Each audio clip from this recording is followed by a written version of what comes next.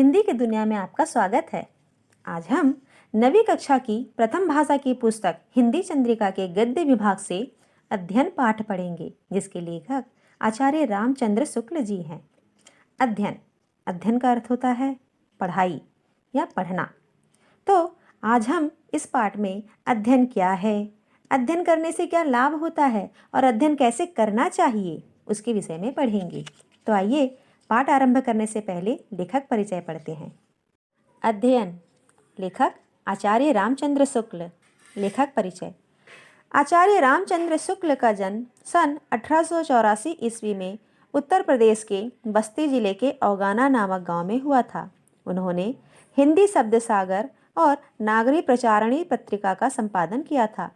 बनारस हिंदू विश्वविद्यालय में वे हिंदी विभाग में अध्यापक रहे। आगे चलकर विभागाध्यक्ष भी बने। 1941 ईस्वी में हृदय गति बंद हो जाने से उनका देहावसान हो गया, अर्थात दिल की धड़कन रुक जाने के कारण उनकी मृत्यु हो गई। शुक्ल जी एक श्रेष्ठ समीक्षक, निबंधकार, अनुवादक तथा साहित्य के इतिहासकार थे।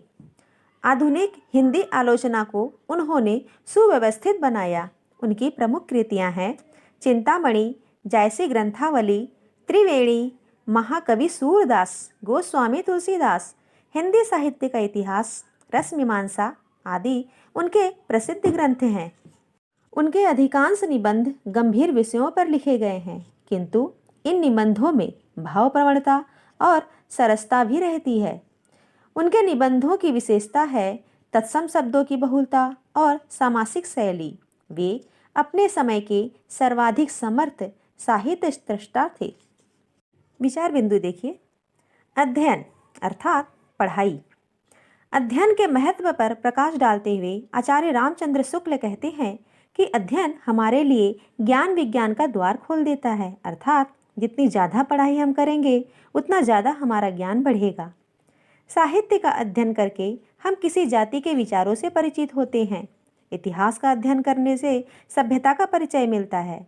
अध्ययन के द्वारा हम महान विद्वानों के विचारों तथा जीवन चरित्रों को भली भांति जान सकते हैं। उन महान विद्वानों की जीवनी पढ़कर हमें एकाग्रचित्त होकर निश्चित उद्देश्य की पूर्ति के लिए अच्छी पुस्तकें पढ़नी चाहिए, क्योंकि जैसा पुस्तक हम पढ़ेंगे हमारा ज्ञान वैसा ही होगा, हमारा विचार वैसा ही होगा। तो हमारा ज्ञान और हमारा विचार पुस्तकों पर निर्भर करता है कि हम किस प्रकार की पुस्तक पढ़ते हैं।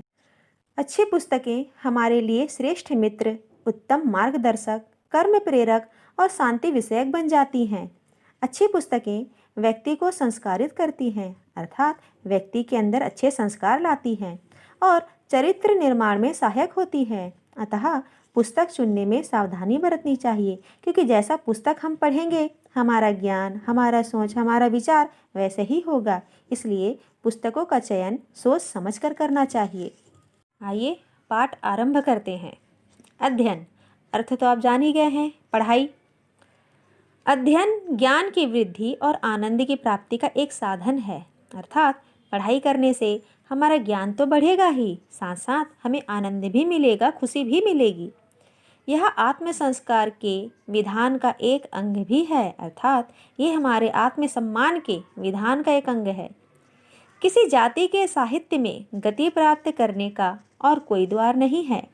किसी जाति के भाव और विचार साहित्य में ही संचित रहते हैं तथा उसी में उसकी उन्नति के क्रम का लिखा रहता है। अर्थात किसी जाति के संपूर्ण जानकारी अगर हमें चाहिए तो हमें उस जाति का साहित्य का अध्ययन करना होगा, क्योंकि उस जाति का जो साहित्य उसको अगर पढ़ते हैं हम तो हमें उस जाति का उत्थान, पतन, उतार चढ़ाव सब चीज़ की जानकारी हमें मिल जाती है।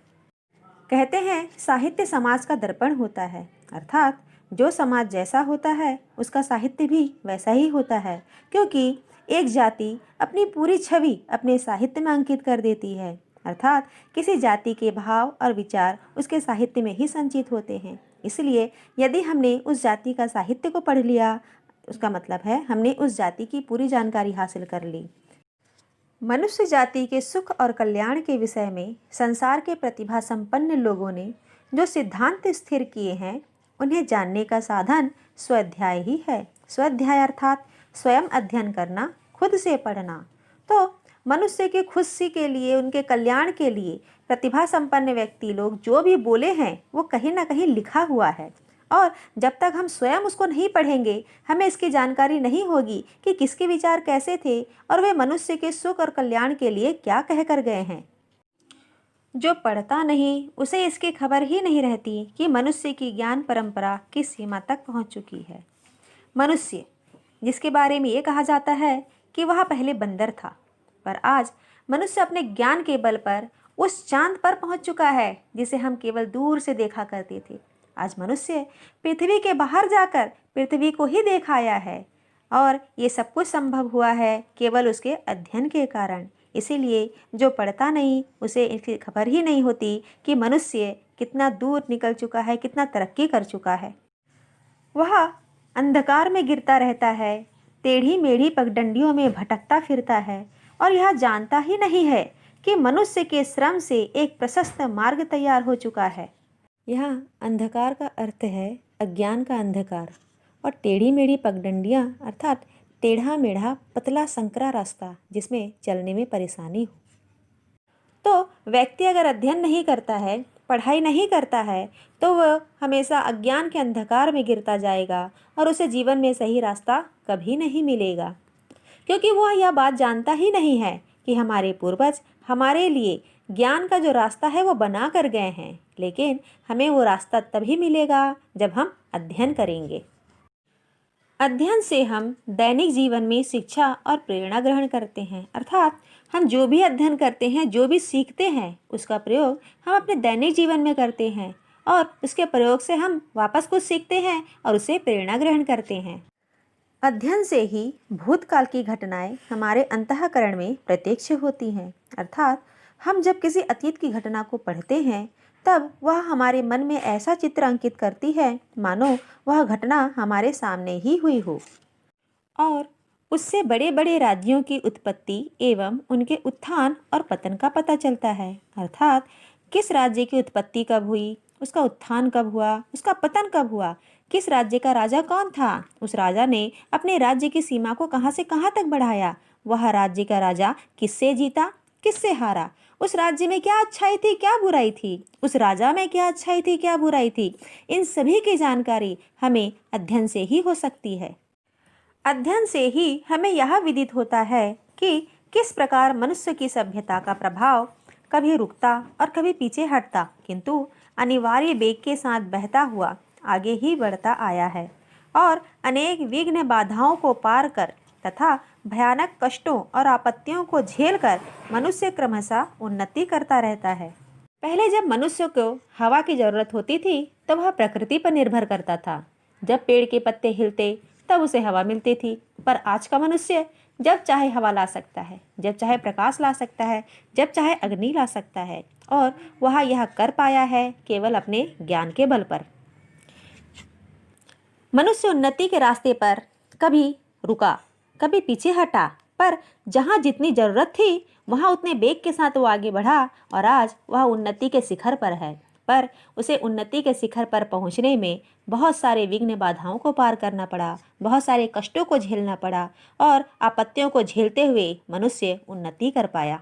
हम मनुष्य की इस उन्नति की यात्रा को जान पाए केवल अध्ययन के कारण। इसीलिए जो पढ़ता नहीं उसे इसकी जानकारी नहीं। इस भाग में केवल इतना। उम्मीद है अब तक का पाठ आपको समझ आया होगा। पाठ के आगे की चर्चा हम अगले भाग में करेंगे। धन्यवाद।